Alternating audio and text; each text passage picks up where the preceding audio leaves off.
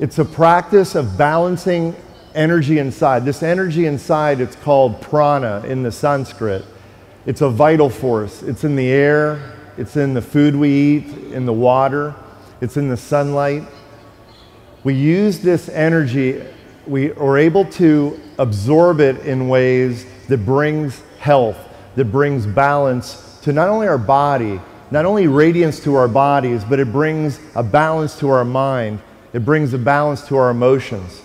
That under different circumstances, you know, we're all under different stresses as we go into, especially the end of the year to the holiday season. Are you able to maintain your center during stressful situations?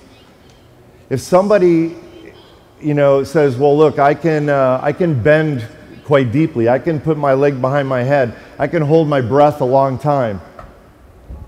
And my thing is, are you able to hold your center when somebody cuts you off on the highway? If there is, under your pressures, under your stresses, how do you respond? When you see somebody, a stranger, you just meet somebody, you just go up to a vendor at a booth, what's the energy that you exchange with them? So fundamentally, the practice of yoga comes down to your intention.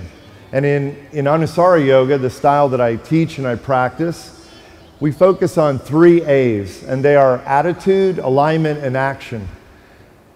The attitude, the first thing is your intent. Why do you do any practice that you do? Why do you work out? Why do you want to be healthy in the first place? If you think, well, I look back at this year, was I successful this year? How do you grade that? You grade it by how much money that you increase in your bank account, or how that you're able to lift more in the gym? What are your criteria for success? It's going to come down to your intent. What do you want in your life? Yoga offers a lot of promise. It offers that you can directly connect into the very essence of your being.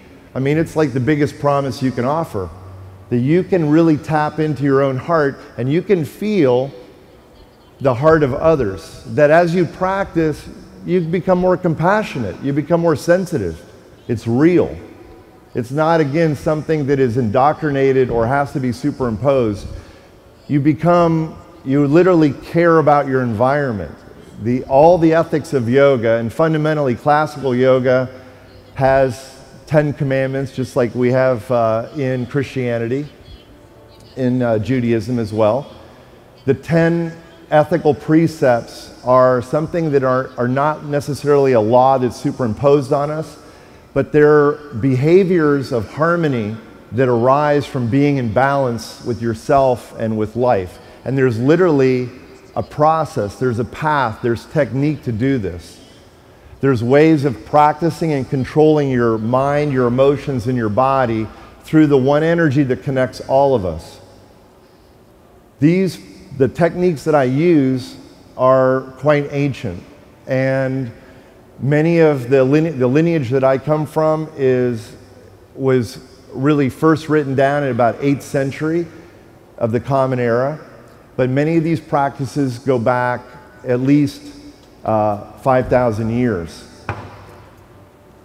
They've been around I believe that they've been around for centuries and for millennia.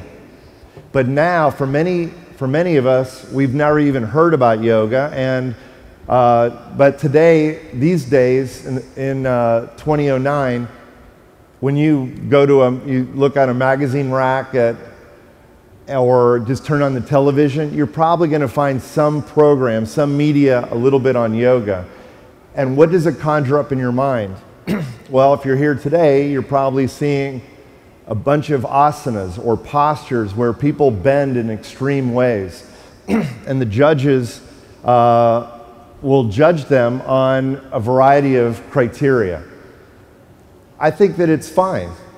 And I think that just even on a bottom level, that we want to be healthy. And the lady that just demonstrated, the national champion, the thing that I liked most about her is that she smiled when she did her practice, that she offered beauty. she's a beautiful woman. I could see training in ballet or any kind of dance. She's definitely, and she's super flexible.